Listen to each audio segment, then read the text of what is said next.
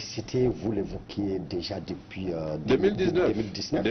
Et vous dites, comprenons-la pour mieux l'utiliser. Oui, oui. Là aussi, voilà un thème dont on parle, mais dont on ne débat pas. Un thème passionnel, mais où il y a très peu de substance. C'est-à-dire, au Mali, on ne définit pas la laïcité. Au Mali, on ne lui donne pas de contenu. Ce sont les deux éléments qu'il faut qu'on construise. Définir et lui donner un contenu. Et maintenant, il faut qu'on discute autour de la définition, il faut qu'on discute autour du contenu.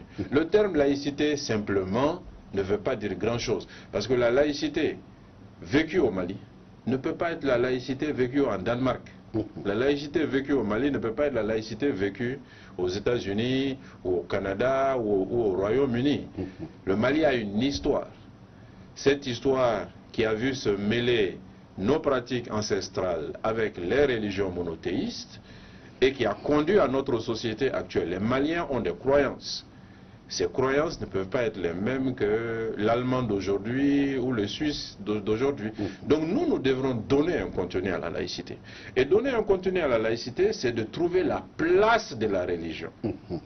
Jusqu'à aujourd'hui au Mali, on n'a pas réglementé la place de la religion. Nous n'avons pas de politique religieuse dans notre pays. Il faut que nous donnons une place à la religion. Et donc on donne une place aux vecteurs de religion, c'est-à-dire aux acteurs de religion.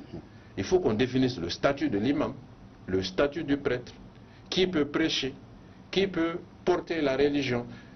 Dans la plupart des pays, ça c'est écrit dans la loi. Ça n'existe pas au Mali. Donc, donnons une place à la religion. Donnons une place aux acteurs de la religion.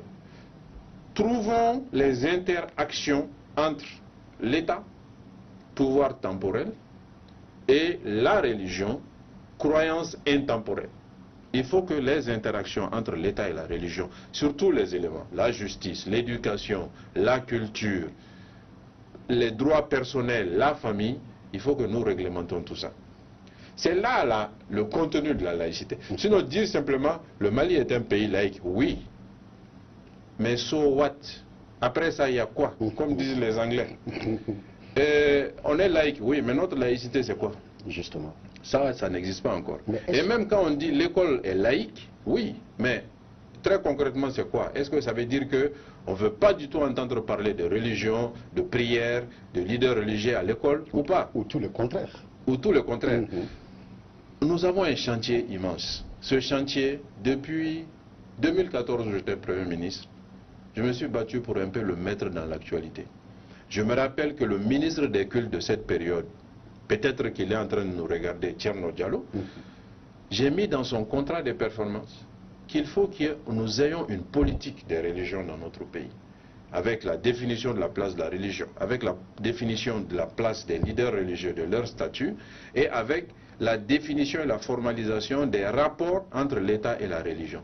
C'est là où nous anticipons les chocs. Il y aura toujours des chocs entre la gestion quotidienne de la société et de l'État et les croyances telles que les gens les pratiquent tous les jours.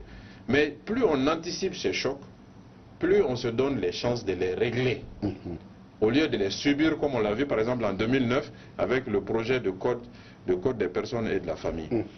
C'est un sujet difficile, mais ayons le courage d'en parler. Ne pensons pas que les religions, on va les mettre dans un sac et puis on va les mettre dehors. Non. Si vous le faites, elles entreront par la fenêtre et elles s'imposeront à nous. Donc n'ayons pas peur des religions, n'ayons pas peur de la religion. La religion pour moi est un facteur de stabilité. Mais à condition de savoir travailler, de savoir organiser les choses et de les mettre en œuvre. N'en ayons pas peur. J'ai écrit régulièrement dessus. Mais aujourd'hui encore, nous sommes dans un sujet. Il y a des gens qui sont contre le projet de révision parce qu'il y a laïcité dedans. Il y a des gens qui sont pour parce qu'il y a laïcité dedans.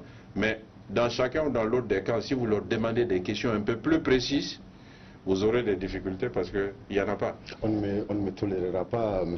Mara, si je ne vous pose pas cette question qui n'était pas du tout prévue. Mais est-ce que le nouveau texte constitutionnel parlant de laïcité, justement, donne sa place à la religion, selon vous? Non. Mais là, ce n'est pas forcément le rôle de la Constitution aussi d'aller dans ces détails-là. Il y a déjà une avancée dans le projet. Parce qu'avant, c'était écrit le Mali est une république unitaire, laïque, et la laïcité ne peut pas être mise en cause, ne peut pas être discutée. C'était à peu près ça. Aujourd'hui, c'est écrit le Mali est une république unitaire laïque, mais il y a deux phrases sur la laïcité.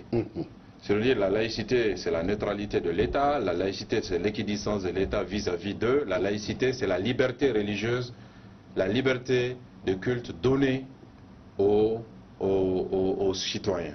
C'est déjà une avancée par rapport à avant. Mais ce dont nous avons besoin, c'est très rapidement, c'est de nous doter de politique des religions, qui va donner un corps à la laïcité. Et ensuite, maintenant, organiser le culte, organiser la pratique religieuse de manière à ce qu'il y ait une collaboration entre l'État et les religions et les organisations religieuses. Je pense que ça, c'est des lois qui devraient amener cela. Nous devons simplement sortir de la peur. Moi, j'ai l'impression que les cadres et les élites dans notre pays ont peur de la religion. Et en ayant peur et en disant on n'en parle pas, ben, on en aura toujours sous les pieds et ce sera toujours des facteurs de conflit. C'est vrai. Il faut éviter ça. D'accord.